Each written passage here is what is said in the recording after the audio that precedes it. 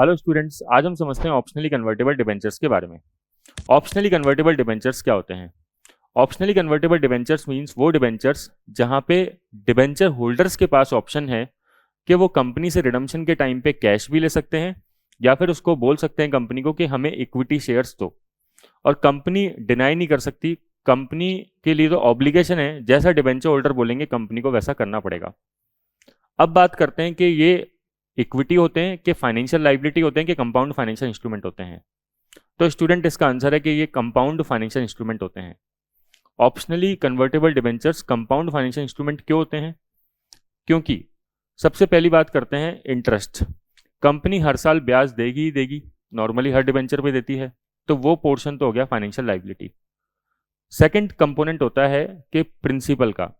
Company debenture holders को principal में क्या लौटाएगी, तो ये किसकी मर्जी है? डिबेंचर होल्डर्स की।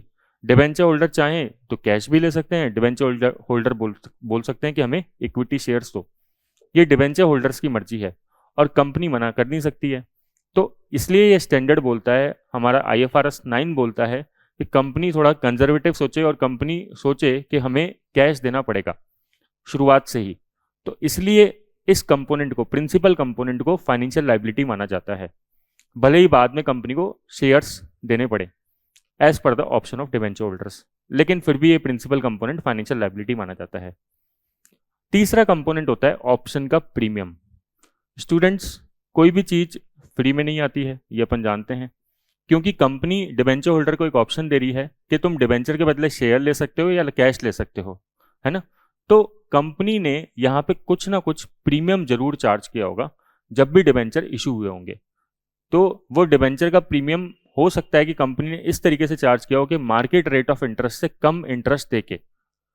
इसलिए ये जो प्रीमियम का एलिमेंट होता है ये इक्विटी एलिमेंट होता है, और क्योंकि इंटरेस्ट फाइनेंशियल लाइबिलिटी है, प्रिंसिपल फाइनेंशियल लाइबिलिटी है, लेकिन थोड़ा सा प्रीमियम एलिमेंट है कि वो इक्विटी है, तो ये पूरा फाइनेंशियल इंस्ट्रूमेंट क्या बन गया? कंपाउंड फाइनेंशियल इंस्ट्रूमेंट, क्योंकि इसमें फाइनेंशियल लाइबिलिटी और इक्विटी दोनों की क्वालिटी है।